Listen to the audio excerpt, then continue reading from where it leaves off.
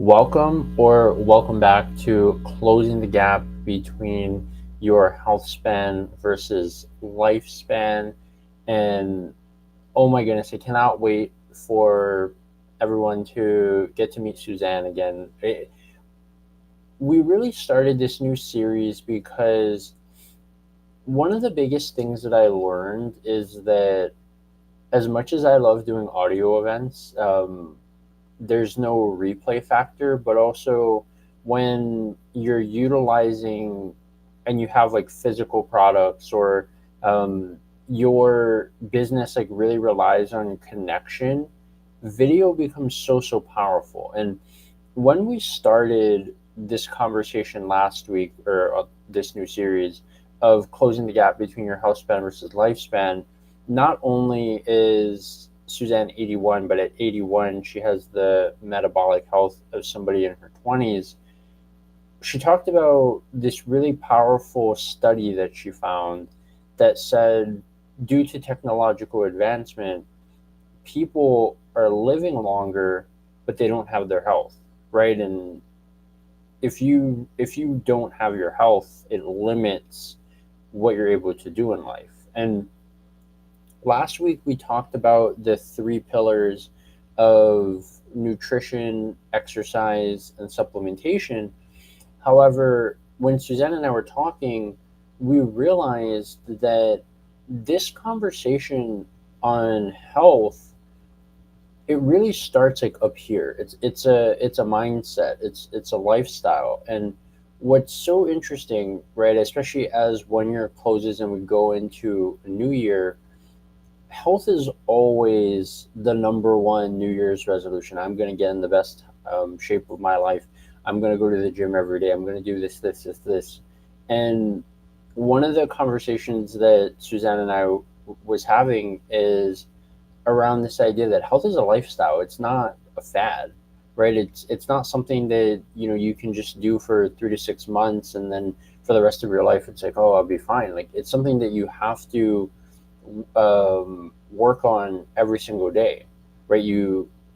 It's what you do daily that matters. And one of the things that we really wanted to emphasize on this conversation is the fact that there's a huge misconception that many people have in terms of what health is, because the way that the health and wellness industry and a lot of these, companies who are selling like all these products and why it's a multi-billion-dollar industry is because people get so caught up on how they look. But just because somebody looks like they're skinny doesn't always mean that they're healthy, or it's like because they're thin or insert whatever it is, it doesn't always mean that they're healthy. And that is really where we wanted to kind of start this conversation on, really, how can people cultivate a health focused mindset in terms of what to actually look for if you're looking to work with people. What are some things that it's important for you to know if you're getting into the health and wellness space? And a lot of I always say that she is the most brilliant person that I have met when it comes to the health and wellness industry. She has not only been in the health and wellness industry as an entrepreneur for 50 plus years, but she's practically grown up in it. And her mission is to help people close the gap between their health span versus lifespan and teach them how to become good stewards of their health. And with no further ado, I want to bring on my co-host and really amazing friend Suzanne. Suzanne, thank you so much for being here. Happy Thursday. Thank you so much for being here, and I can't wait to dive into this conversation. Thank you, Paul. I'm glad to be here.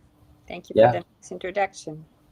Yeah, absolutely. And Suzanne, you and I were talking, and you shared something actually with me recently that I wasn't even aware of, right? And so many times on social media, people will kind of look at where you are, and they get this idea and perception that it's kind of always been that way, right? And while you have always kind of grown up around health and it's been such a huge part of majority of your life, you had a really interesting journey on, your health mindset when you were younger, right? You had a story that you shared, and to whatever extent that you're comfortable sharing, I would love to know, like, how has this journey really evolved for you? Because there wasn't always a time that you were, happy in your own skin, right? And who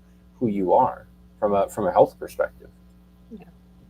Well, my journey started when I was 9 years old, and there was a new drugstore that opened in town, and the come on was that if you came shopped in their store, you could get a free picture. So I lived in a neighborhood that had three other girls, so we all decided to get kind of dressed up and go down to the drugstore and get our picture. Well, it turned out it was just a Polaroid camera, and I was 9, so that was a long time ago in the early 50s. And so I saw this picture of myself, and oh my gosh, I looked like a little fat, chubby kid. And I decided right then and there that that wasn't going to be me going forward. So I talked to my mom. She was always health oriented. My dad grew a garden in the back, so we always had fresh vegetables for dinner. Mom never cooked out of a box in a can. So I did have that, but it appeared I was eating too much of it. And so I told my mom I wanted to lose some weight and not look like that fat, chubby little kid. So that set me on my journey. So I started out with, okay, Mom, I want half a piece of toast and one egg instead of a whole piece of toast and two eggs for breakfast, and things. And I want skim milk instead of whole milk and things like that to make some simple changes. And it just grew from there. I made some changes. I it became my lifestyle to eat more healthy. um, I just continued on that path because I decided in my mind I didn't want to look like that fat, chubby kid for the rest of my life. I didn't want to grow up to be a fat, chubby adult. So I took steps to make the difference. I'm not an athletic person, but in high school I joined the Girls Athletic Association, which was kind of an oxymoron describing me, but I did that for two reasons. Then I could have gym as the last period of my high school day, and I was involved in extracurricular activity sports. Now, I wasn't really good at it, you know. In softball, it was my turn to bat. I either struck out or hit the ball to the first baseman, so I wasn't really good at this, but it was keeping myself active, and that became one of the parts of the three pillars: to be active and watch your nutrition and take supplementation. So my mom had worked in a health food store, and she had tried several different brands. None of them seemed to make a difference for her, and she had access to many. And she discovered Shaklee, and that made a huge difference for our family. And that was another pillar of my success. And I'm so grateful to my parents because my mom and dad supplied me with Shaklee products from the time I was 13 years old. So I've had and enjoyed those supplements for, I haven't decided, 13 out of the 81, maybe say 95% of my life. And I attribute that to be a major portion um, of my plan to live a healthy life and close the gap. And I'm doing a good job of that. Uh, I have I work out on a daily basis, 4 times a week with a trainer. The other days a walk, a fast walk, and I watch my diet and I take my supplements. And at my age, my blood work is 100%. I don't have any outliers in the blood parameters. I do not have high blood pressure, high cholesterol, heart disease, diabetes, any of those things that someone my age is automatically suffering from. So I know how to guide people to make a difference, to be able to live healthy and active at 80 plus, instead of old and sedentary at 50. And that's my lifestyle. That's my goal, to inspire others to take good care of their health. Yeah, so powerful, Suzanne. And when you shared that story with me, it really connected because when I was younger, I was overweight as well. And what was really interesting is that this this conversation is such a hard thing for a lot of people to really have, right? Just because there's a lot of negative connotation between it. Yet one of the things that I found for me is that being born and raised in Hawaii, like not only is a lot of the local food not necessarily like healthy, nobody really talked about nutrition, right? And that when people are kind of making this decision to take control of their health, if you're not really familiar with, or doing something like this, it's such a drastic shift to go from like eating one way to another. So I like what you were saying about how you just started like really small, where it's like if you're eating, you know, maybe cut it in half or eat like one less, and then slowly as you go, you can adjust and make changes as you go.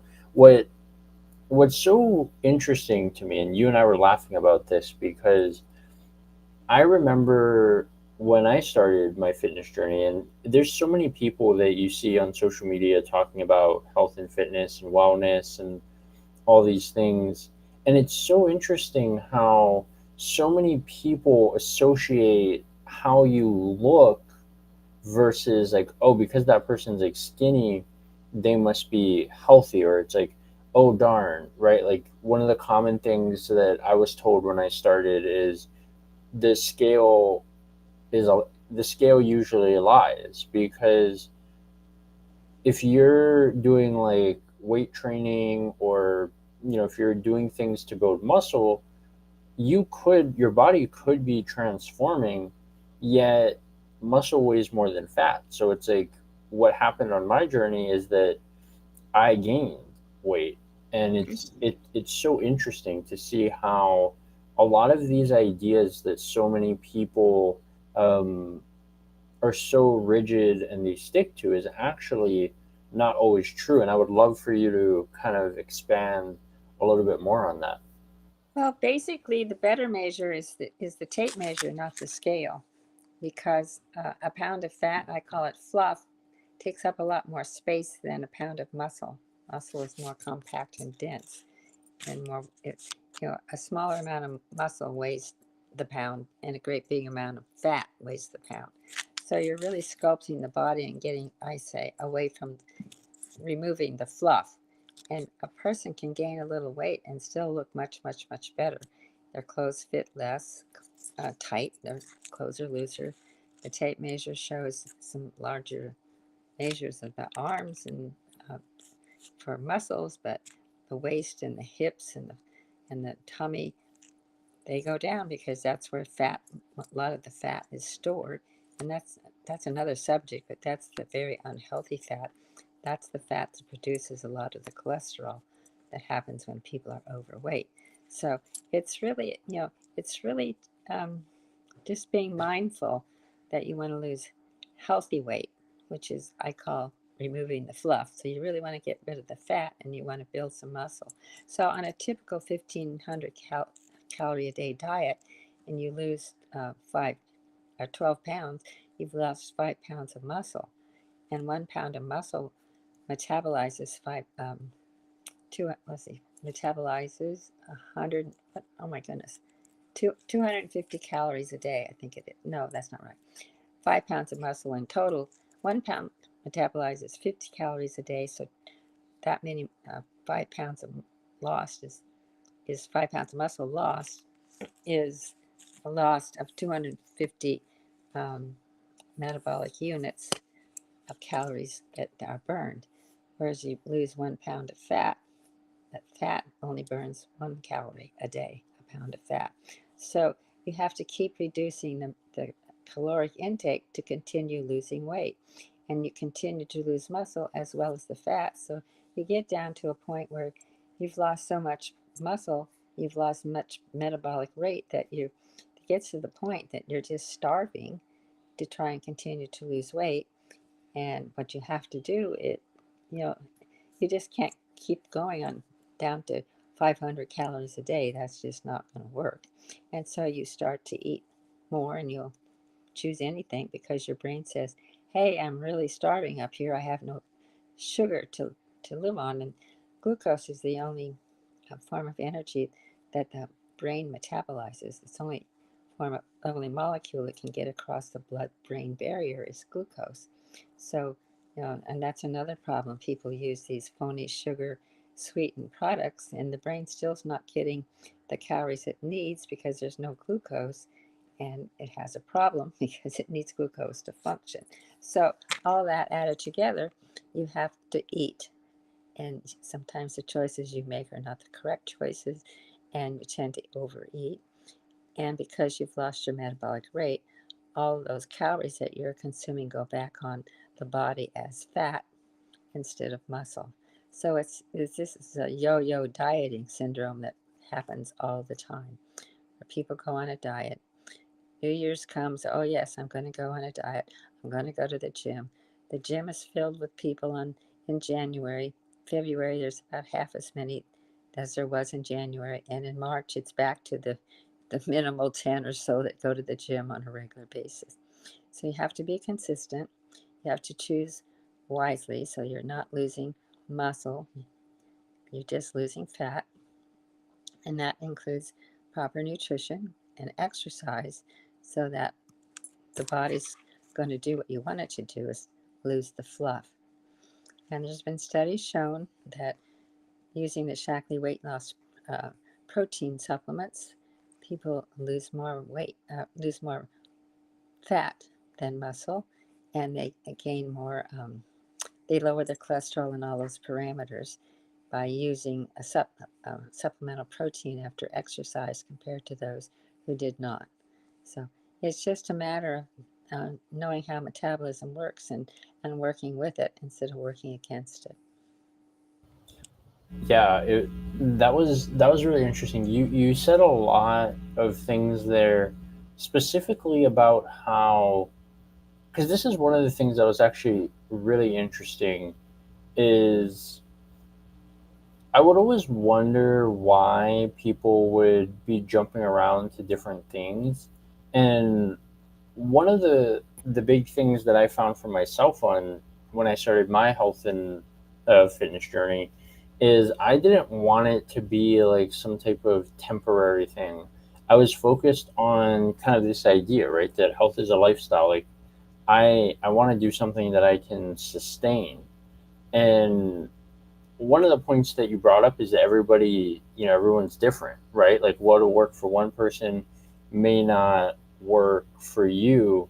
And one of the things that I've seen so much, and I'm curious if you've seen the same thing, so many people assume that just because it works for one person and that person says, hey, I did this and I got this, and they do it and it doesn't work. Like, what are your thoughts on this idea that people are trying to copy other people, and like, people say, hey, that worked for me. It's like, great, that worked for you, but you can try it. But if it doesn't work for you, I'm curious, why do you think that so many people aren't pivoting, and we're constantly being in this same cycle almost of, oh well, now we Well, have this new product that's the trend and now everybody hops on that. Like, why do you think these fads are becoming more and more popular instead of people focusing on it from a long-term sustainable perspective?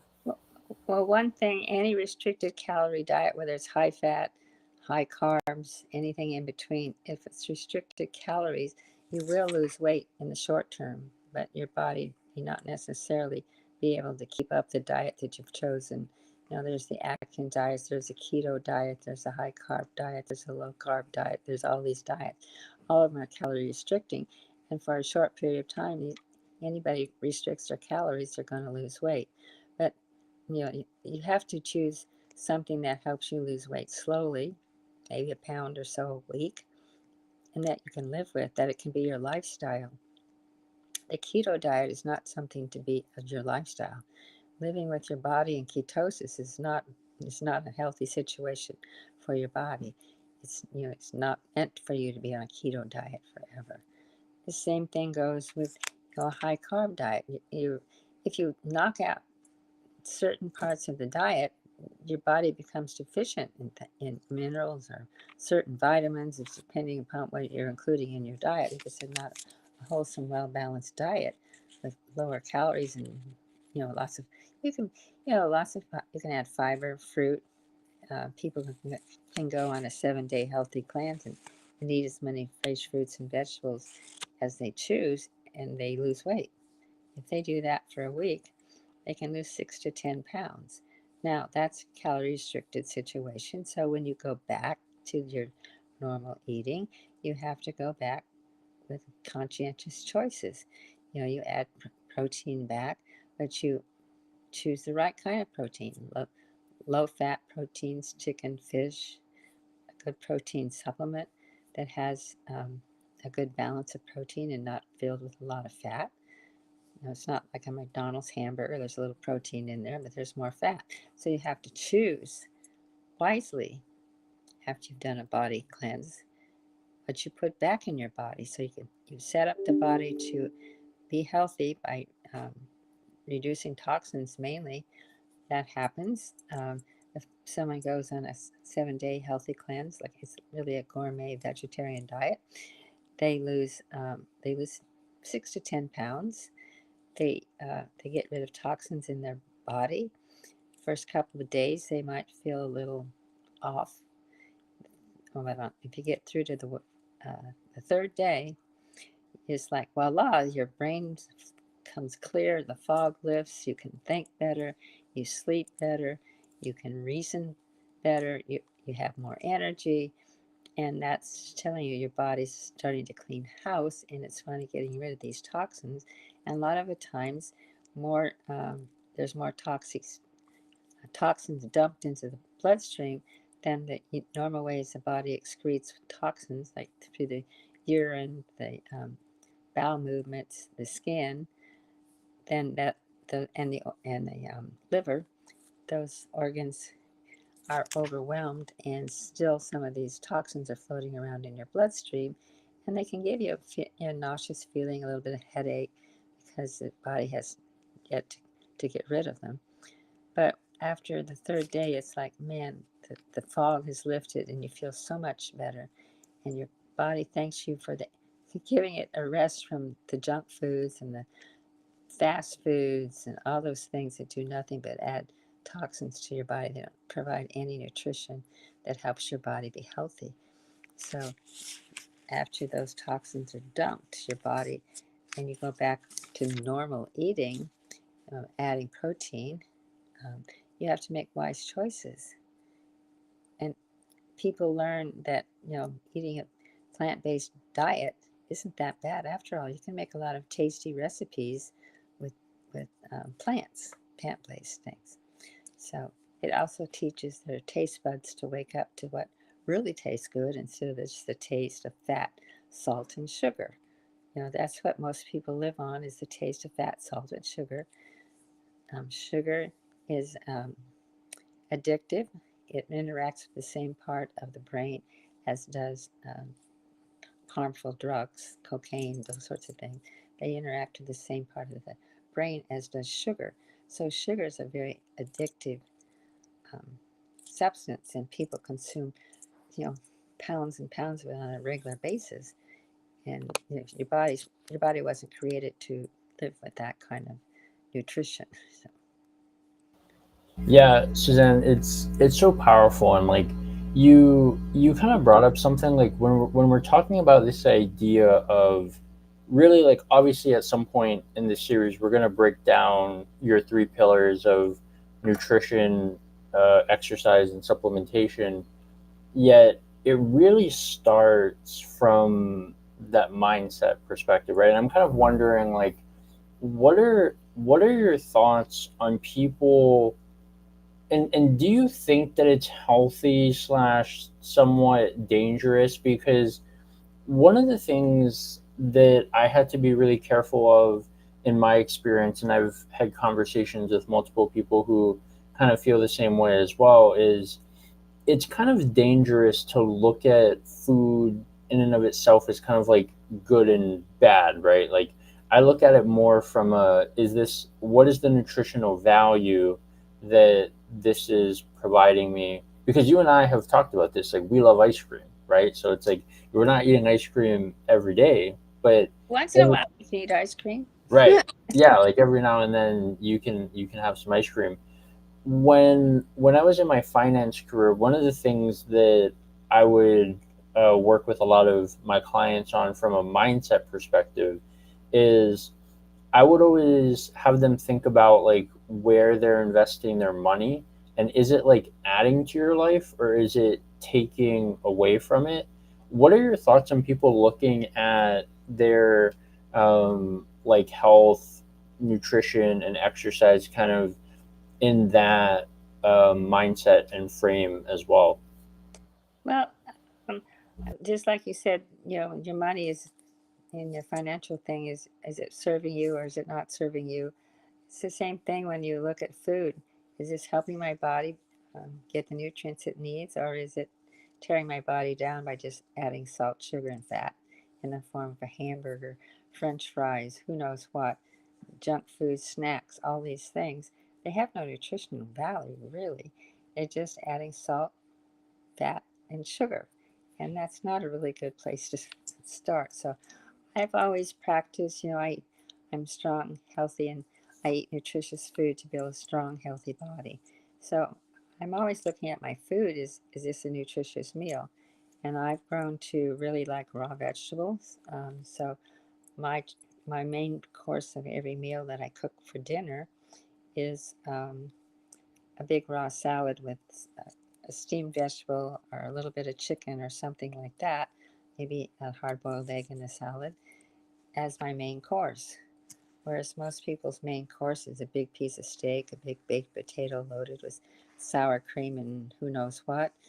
And the salad may be some head lettuce, which is really not a very good choice of lettuce for a salad. So, the more leafy greens, the kale, the romaine, the different small, healthy, um, small, what do they call it? Spring green type lettuces are much more nutritious than head lettuce. So you just have to make healthy choices and put the parameters up there first. Is it adding to my health or subtracting from my health? Do I want to be healthy or do I want to continue to degrade my health so that I'm old and decrepit in my 80s instead of young and healthy and active in my 80s? So, I mean, the studies that you referred to in the beginning have shown that people born before 1945 have much better health in their 60s than people born after 1945, after the war was over, have much less healthy um, situations for their health in their 60s and beyond. So if you stop to think about it, if before 1945, it was in the wartime, and people were growing victory gardens, so they were eating fresh fruits and vegetables out of their own garden. And that's the best source of nutrition that there is. And then after 1945, the war was over. Sugar, fat, and salt became much more available. I can remember when I was a kid, I don't know what was in the bag, but it wasn't butter that my mom got, and there was a little package of coloring to mix in with this bag of whatever it was to make it look like butter. But after the war was over, people had access to that. And if you stop and think of it, those are the things that cause problems. Those are source of diabetes, heart disease, cholesterol, all those things. And that's why people born after 1945, they had more access to those and less fruits and vegetables. That's why those people after 1945 are less healthy at 60 because now they've got heart disease and diabetes and high cholesterol, all common killers of the American population today. So that's strong proof that living on a victory garden out of your backyard is much better for you than living on junk food and rich foods that became available to people after the war stopped. So it just that's a strong indication of how what you eat makes a difference in how you feel and how you live and how healthy you are. That's Yeah, the recent study that was just published.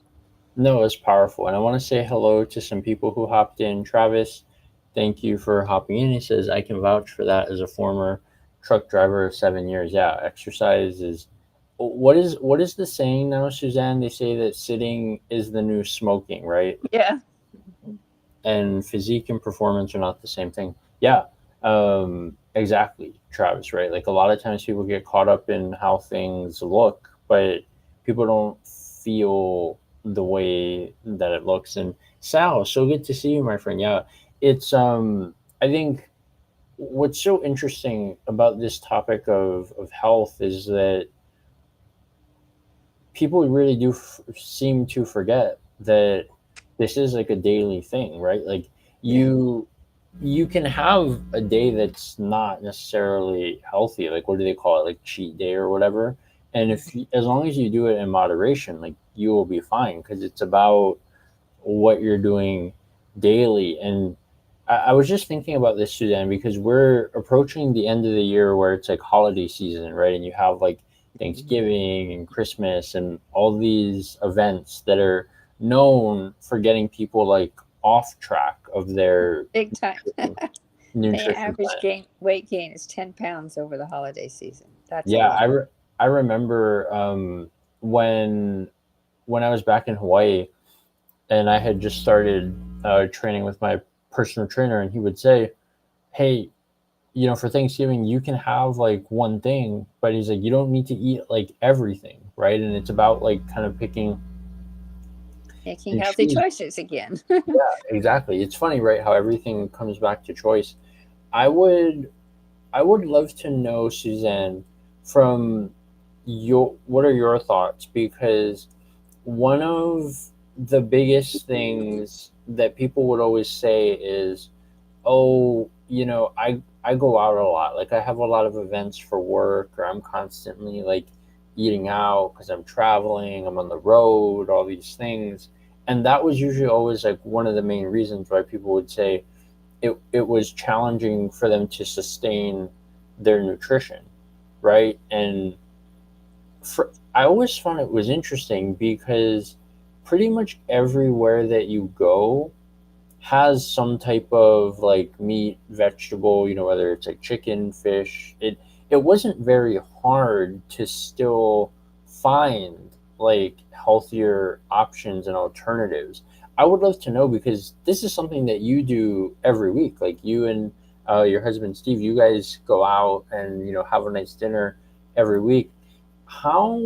What are some insights that you would share with people to still like stay within their nutrition plan while they're going out, but also like it's okay for you to enjoy like a dessert or like one of those things. I would love to kind of know your thoughts on that.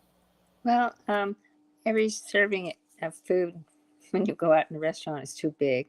So I usually get fish when I go out, and I always cut it in half as soon as they put it on in front of me on the table, and I push half of it aside to take home. So I eat my meal that I get at a restaurant is two meals for me. I eat half at the restaurant and take the other half home, and that's my dinner for the next night. So I cut calories that way. I make sure that what I get is first of all, I always get a salad, um, a leafy green salad of some kind, not a head lettuce salad. Like they have those lettuce wedges, and that's just a big hunk of um, head lettuce. It's not. There's no nutrition in that, so I never eat anything like that. Sometimes I get a dessert. Most times I don't. Um, but that's what I do. And we took We had company over the weekend, and we took them to the restaurant that we go to on a kind of regular basis. It's a Greek restaurant. I had a fish dish. I cut it in half and took half of it home. We had the tzatziki salad, which is tomatoes, cucumbers, red onions, and peppers, and some capers, with a little bit of Italian dressing on it, oil and vinegar type. I had a little bit of that. Well, person, the woman of the couple that we took with us to dinner, oh my goodness, she ordered the same entree that I did and ate it all, but she also ordered before, as an appetizer, the spanakopita, which was a big, huge piece. And she ate most all of that, and then had the dinner, and then the waiter passed out the dessert menu, and she said, "Oh, baklava." So I love baklava. I hardly ever get it. So she ordered that, and it was a piece big enough to serve the whole four people at the table. But she ate all of that too. So it's like, oh, people have to make choices, and that's not try everything on the menu. Pick out one healthy salad and one healthy main course, and take half of it home. So that's how Steve and I, and that makes your dinner cost half as much because you eat it twice.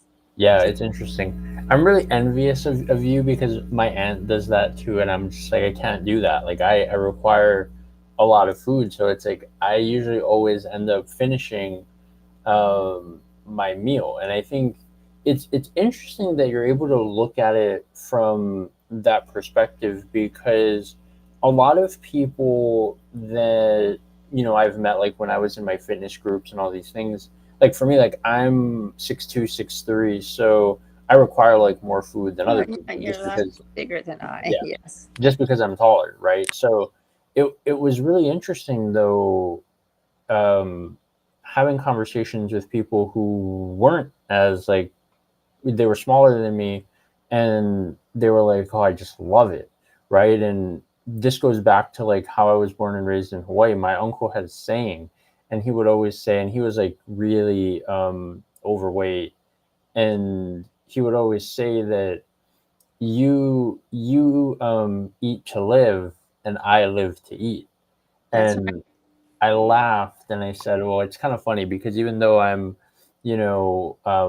tall and I'm not like big, I'm kind of just like perfect size for me.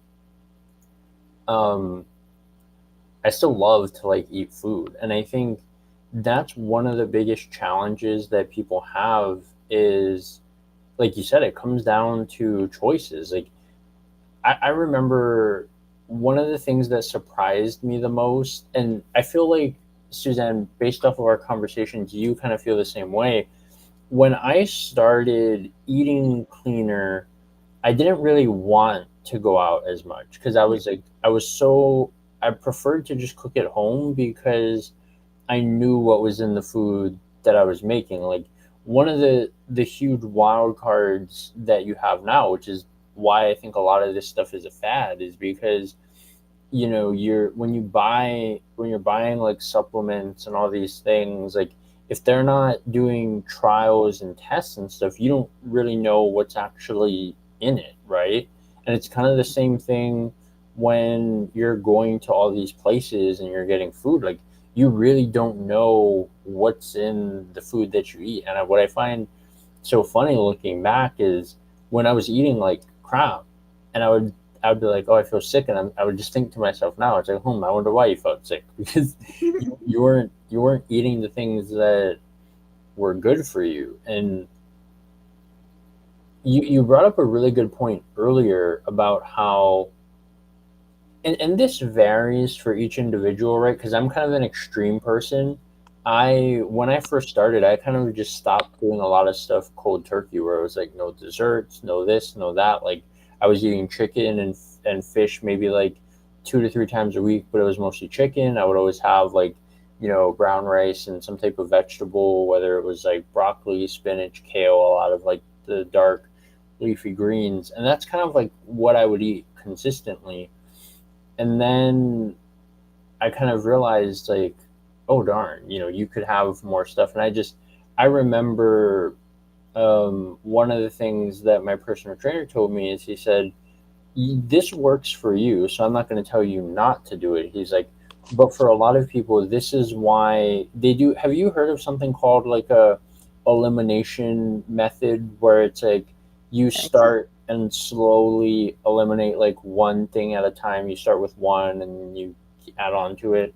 But he was saying like that is usually what allows things to become more sustainable, because especially if you're not used to that level of discipline, or you're not used to like eating or living that way, it is an adjustment, not only mentally but like emotionally. Because I Lots, remember, yeah, yeah, go ahead. a lot of it is emotion. I mean, emotion and setting your mind to, this is what I'm going to do. Set positive affirmations. You know, I've always had positive. I eat small quantities of healthy, nutritious food to build a lean, strong body that I want to live in. Things like that. And I go on my walk and I say that to myself over and over and over. And you know, it just happens. That's what you do. Your brain. You got your brain set on what's right, and it guides you to choose choices that will get you to where you want to be. Yeah, I'm lucky. I have a nice farmers market not far from my home. All the farmers are local. The one they can't sell anything that they haven't grown in their own gardens, and you know it's picked the day before and brought to the market on Saturday. So lucky for me, I have a nice place where I can get the fresh fruits and vegetables of the seasons that I enjoy. And that's another thing. We're meant to eat by the seasons. That's the way God made it. But you know, people want blueberries in the winter. So where do they come from? South America. Because in the wintertime here, it's summer there. It's blueberry season in South America. Peru, Peru is a big supplier of blueberries to the United States during our winter, their summer. But you have to think, you know, the blueberries have been grown in another hemisphere. The blueberries, you don't know what kind of soil they've been grown in. The blueberries are picked. I don't know how long it takes from the time they pick them to bring them to the grocery store, Trader Joe's, or wherever, so that you get your blueberries. Um, so, so that's another factor that you take into account when you're eating nutritious foods. We're meant to eat by the season, so you know it's coming into wintertime, fall, winter. So what's there? Lots of greens, spinach, different kinds of curly greens, kale, and squash, winter squash, sweet potatoes. I don't eat those in the summer. I don't even desire a sweet potato in the summer. But man, when it's cold and dark, when the time changes, sweet potato sounds pretty good to me. So, you know, your brain is just set to flow with the seasons, and that includes what your what your appetite wants, what your body is asking for in those different times of the year. You know, a heavy sweet potato, you want something light, like a nice salad or some stir fried vegetables in the summertime. You don't want a sweet potato that's a heavy, or a winter squash. But in the wintertime, with a little bit of butter, and if you're going to use butter, not all these other make believe butter things. You're better off with the real thing. The same goes for sugar. Glucose is the same thing, whether it's come from agave sugar, an apple, honey, the sugar, the sugar, the box of sugar on the shelf. Glucose is glucose. Now, it doesn't matter what. The difference is it comes in different amounts of fiber, and that slows down the absorption of the sugar into your bloodstream. So it's lower glycemic things come from fruits and vegetables because of the fiber in them. But to think they have to buy agave sweeteners or and um, honey. I don't know. There's a ton of these different and stevia. It's natural. Stevia is a plant that it's not really sugar. It's a phony sugar. It's not glucose. And since your brain only lives on glucose, you got to get some glucose into your diet. Yeah. Um, People think, you know, I'm going to lose weight because I'm using uh, these different kinds of aspartame and all these different kinds of sweeteners. Well, they're only kidding themselves because they don't supply sugar to the bloodstream. No glucose comes from them into the bloodstream. Your brain's not getting the nutrition it needs, and it yells at you and says, "Hey, I'm hungry," to the point that you get a little lightheaded and fuzzy thinking until you go, and out of desperation, you go into the eat a candy bar or something to get your sugar level up so your brain works, you know. So you have to pay attention to the choices you make. Phony sugars, actually, there's been studies shown, particularly with the diet sodas, that people gain more weight that drink diet sodas than those who drink the regular soda. So you have to, you can't fool Mother Nature. There's just no bottom line. If you want to succeed, you got to cooperate with nature.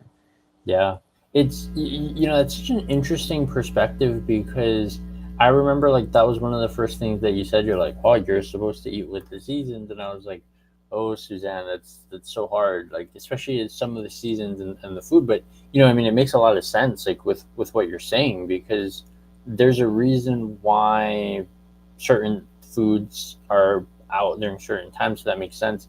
You talked about two things that were really interesting to me.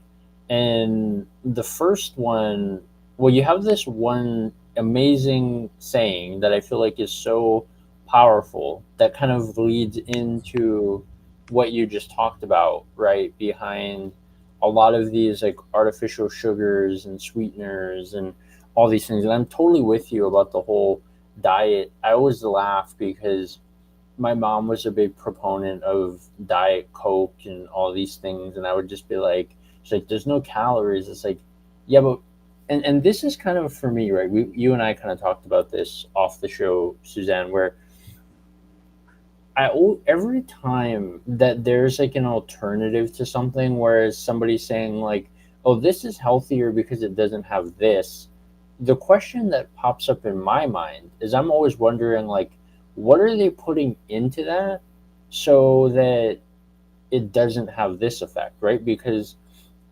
going back to your, well, first when you say you're saying, it'll make everything make sense, but I'm totally with you with all these artificial sugars and sweeteners because it's like people always think that those Cliff bars and those, protein bars and all of these things that are so popular, they're like, oh, this is healthy for you. Number one, I don't know if anybody's ever tried them, but I haven't found not one that tastes good.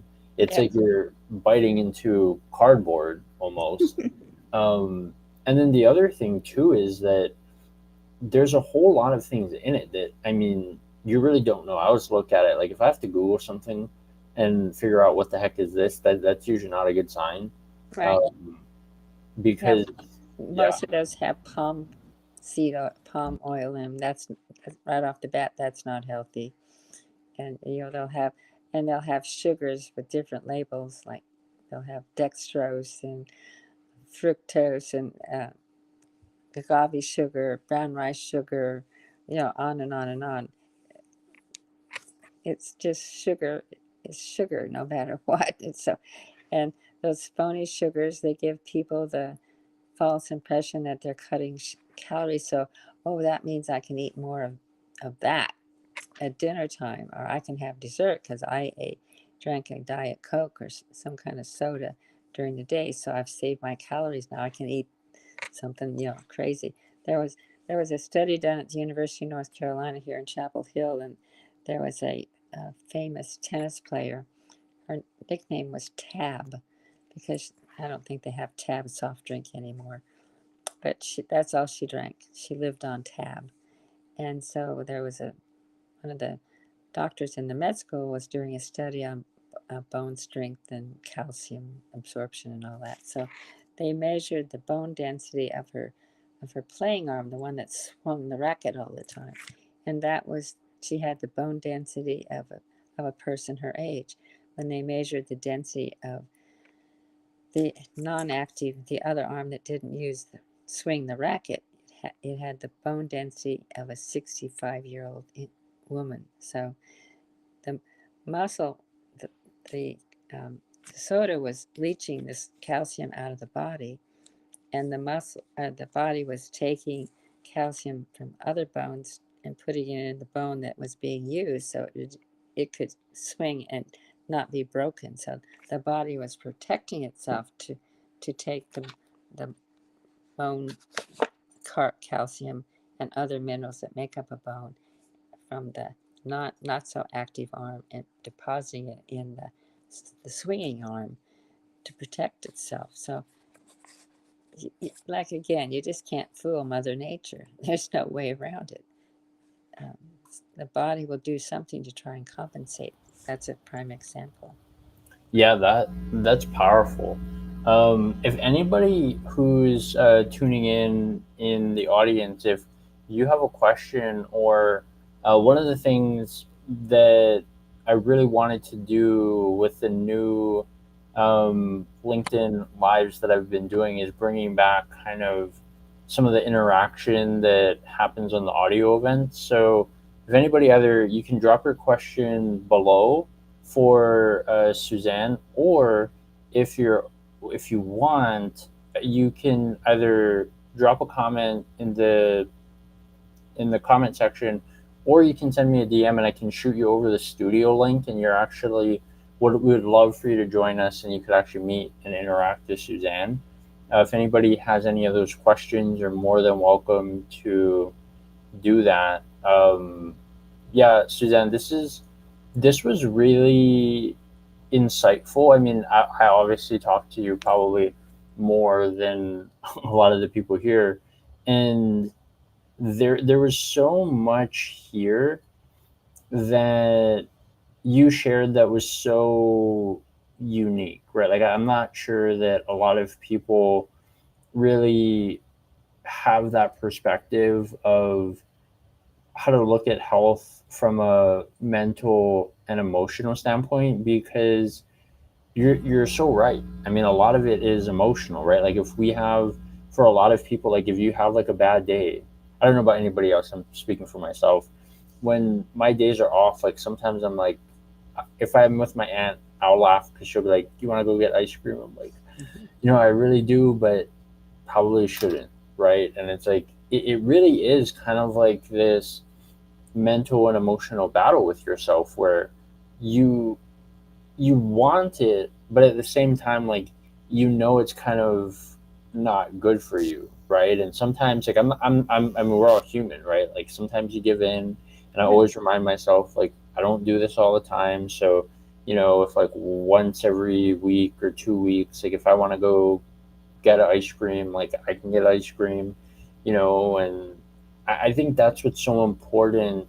Is also there's a lot of people who they're fairly new to their health and wellness journey.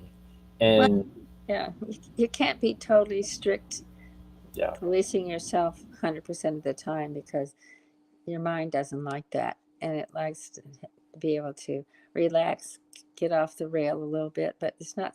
It's something. It's a treat. It's a celebration. Maybe a celebration for success in another area of your life, and enjoy it. But don't make it a daily habit. That's the problem. People make it a daily habit, and they don't know how to control it.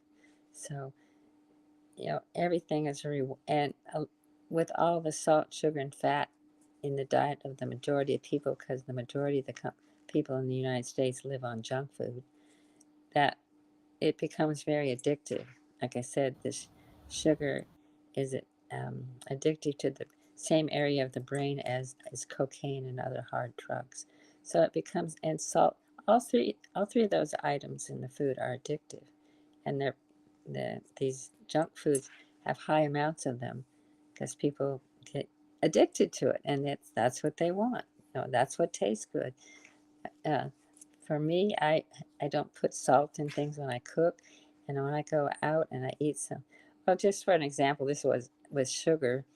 I did a meeting, an out of town meeting last weekend, and we stayed in a hotel, Embassy Suites, and they provided a buffet breakfast in the morning, and they had oatmeal, and it looked really good.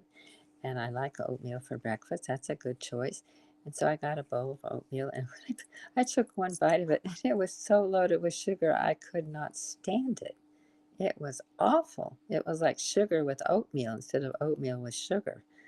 So I had to take the bowl and dump it into the contents into the trash because I couldn't eat it. So, but to other people, I mean, I saw several people enjoying oatmeal. And oh my gosh, how can you do that? It's so sweet. But they're addicted to those flavors. Sweets. That's that's okay. That's the American way. And It's funny manufacturers that have taken advantage of that. They put a lot in there so that people become addicted to their foods, and that's money in their pocket. yeah, Care it's about our health. That's money in their pocket. yeah, it's interesting. I never really thought about it that way, but I remember, so gosh, I ate. I'm trying to think.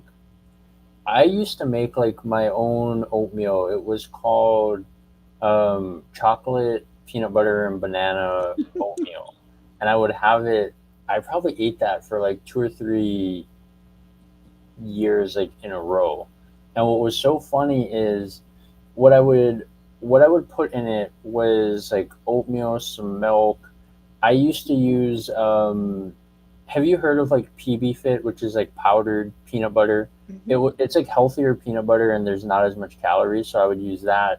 I would put a banana, and at the time there was this brand of um, it was like a syrup thing called Walden Farms, and they had this like chocolate. It was like sugar free, and I did the research. Like there wasn't too many like bad stuff in it, and it tasted like pretty good. I thought it did, but when other people would eat it, they were like, "Oh my gosh, like what is this?" But they didn't tell me it was sweet. It was just they weren't used to the taste, and I think that's one of the things too that can be a challenge is you have to expect that when you start eating healthy stuff, your food's going to taste so different. I remember in February of this year when we went to Nicaragua, oh my gosh, like I had probably some of the best food that I've ever had.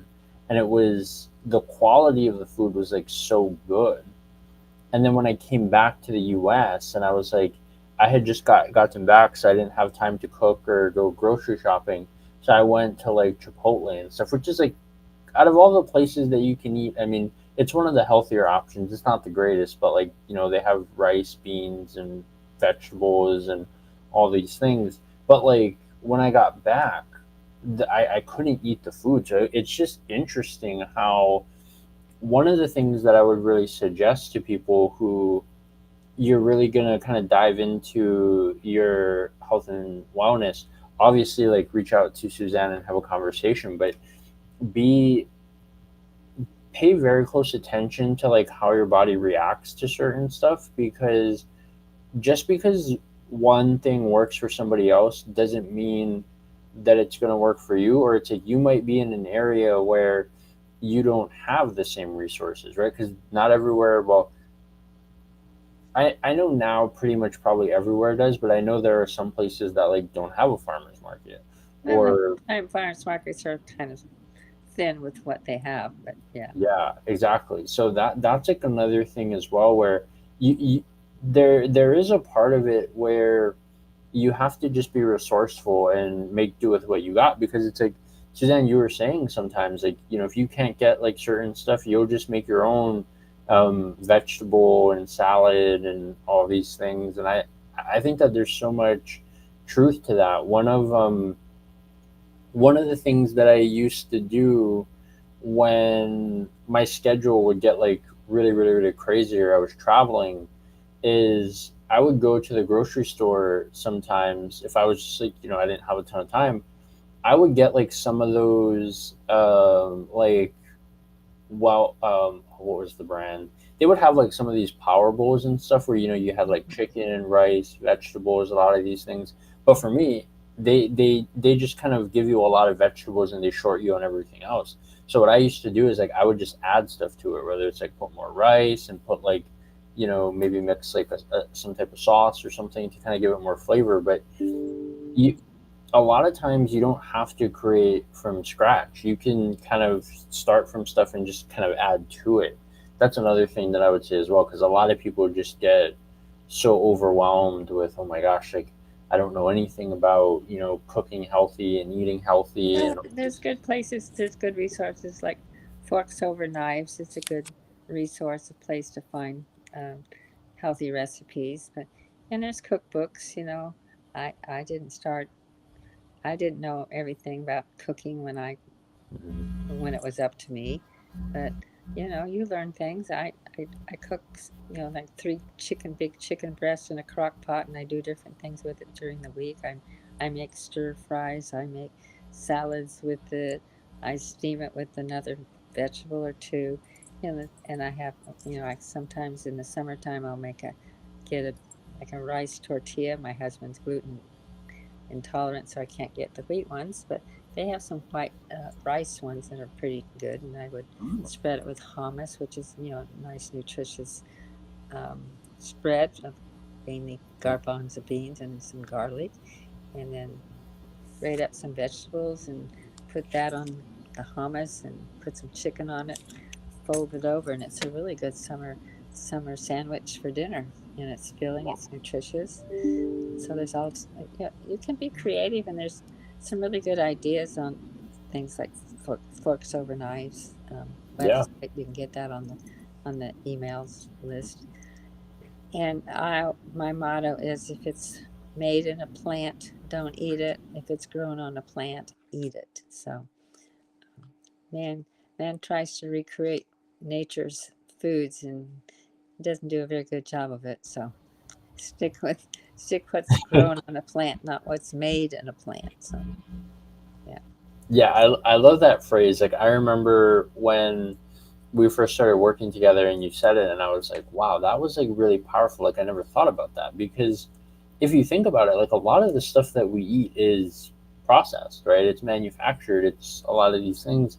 It's And made to have a long shelf life, and if you have all those things in the center of the grocery store, they don't go away until they're sold. They have very long. You'll read the expiration date, and it's 2 or 3 years down the road.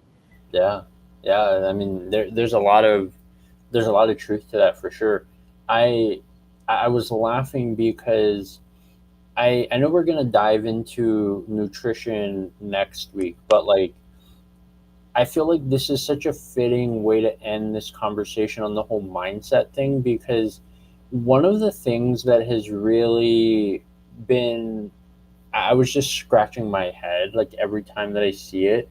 Why are so many people villainizing fruit when Fruit? it's, Did you say? yeah, because so many people are saying like, oh, there's so much like sugar, there's like It this, has fructose and glucose in it. Yes, it's sugar, but it's wrapped up in an apple, and apple has a lot of fiber in it.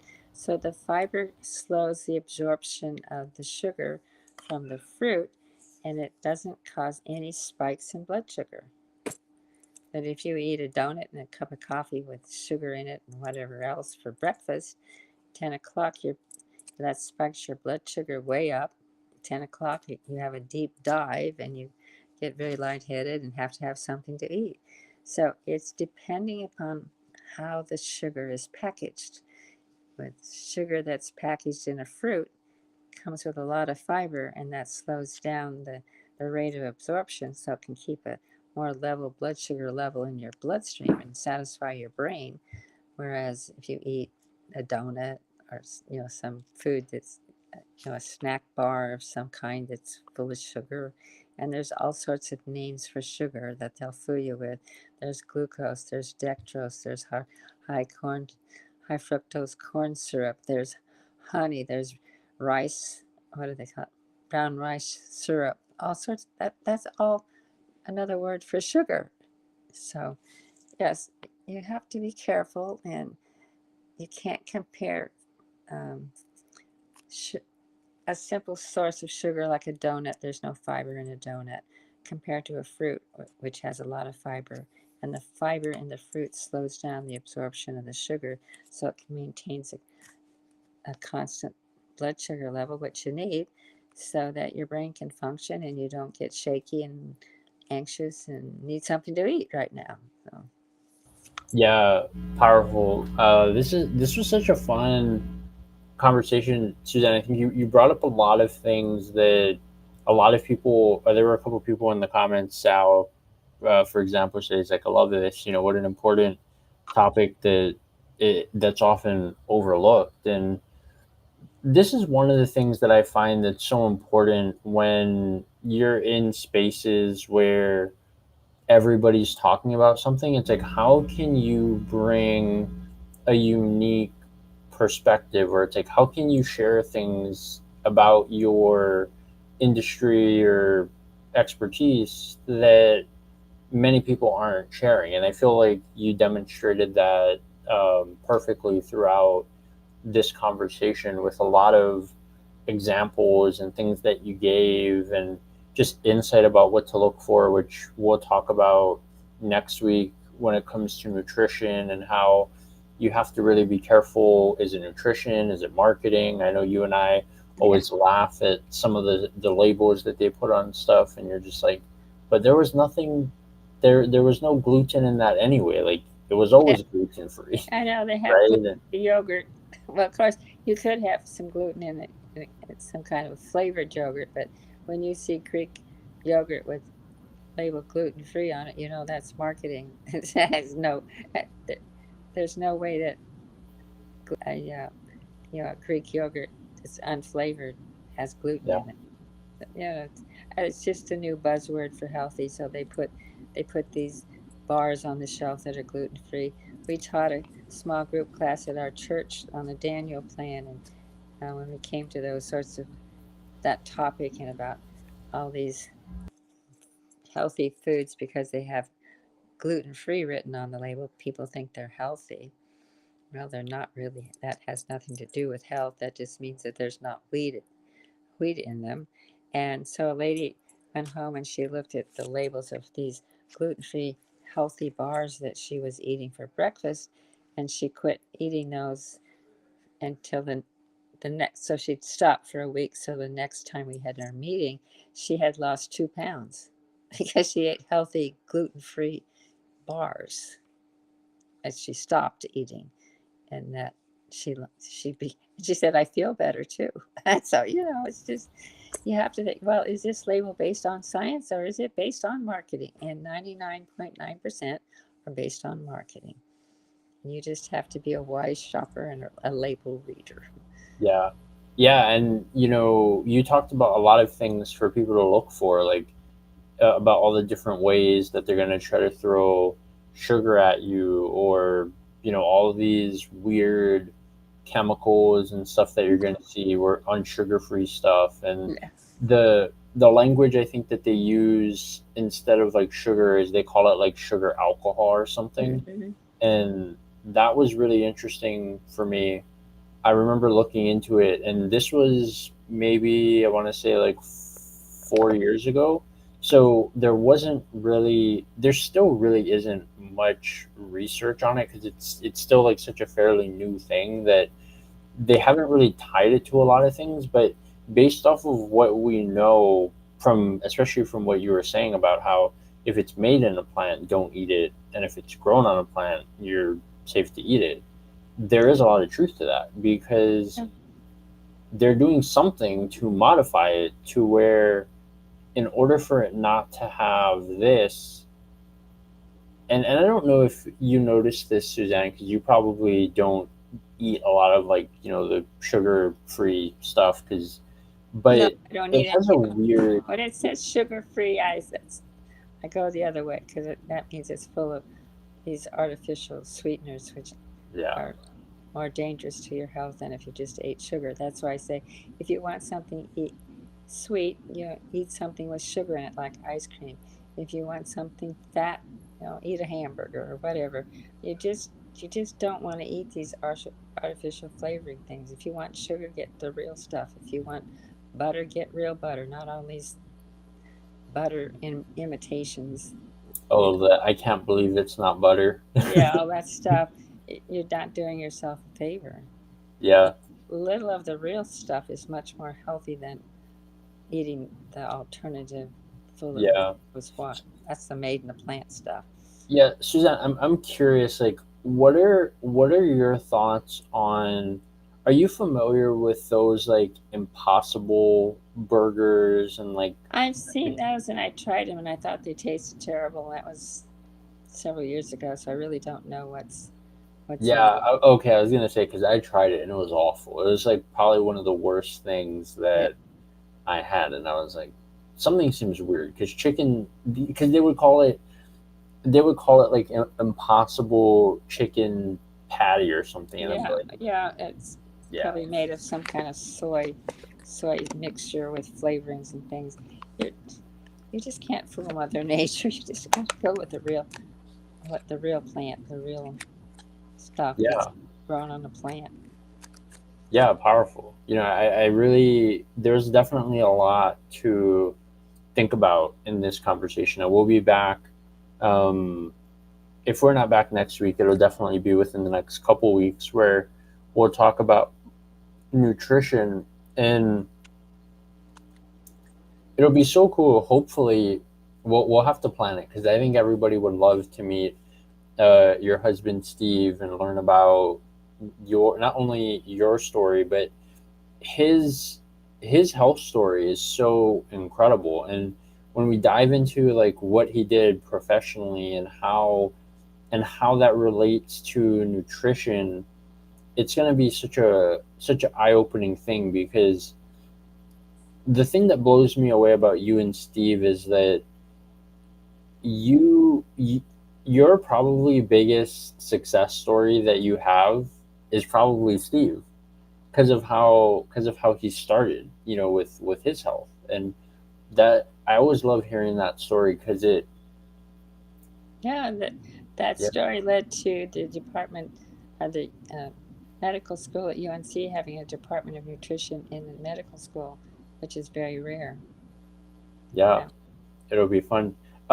Suzanne, before we go, it looks like we didn't have any questions, but I know a lot of people were saying that they really loved the conversation.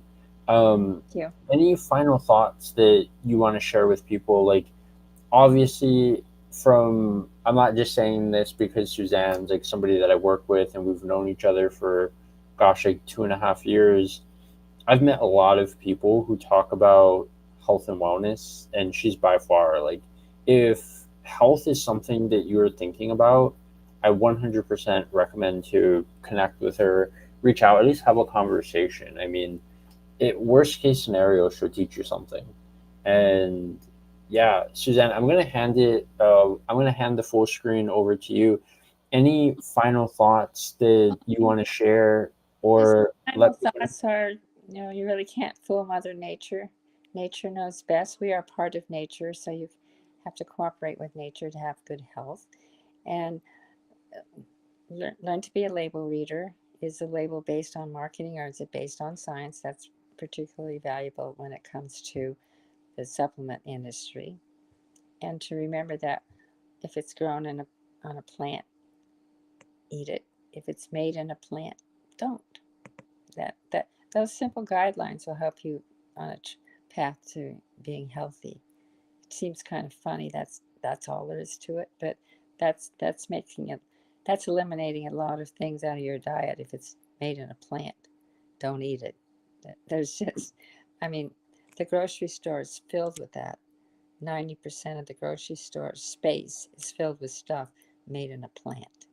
And you can read the labels. You see what's on the shelves in the grocery store. They're not healthy and they don't build health. So I always say you can't fool Mother Nature. So if it's grown on a plant, eat it. If it's not, don't. Yeah. Well, that's it in a summary, in a nutshell, so to speak. Yeah. Thank you so much for everybody who tuned in. Like I said, if you have any questions, feel free to drop them below. If there's any questions or anything that you have for Suzanne, definitely go reach out and connect with her on LinkedIn. And yeah, we will see you for the next episode of Closing the Gap between your lifespan versus your health span. And thank you so much, Suzanne, for Thank you for the being here opportunity. and everything that you've shared. And yeah, we'll see you on the next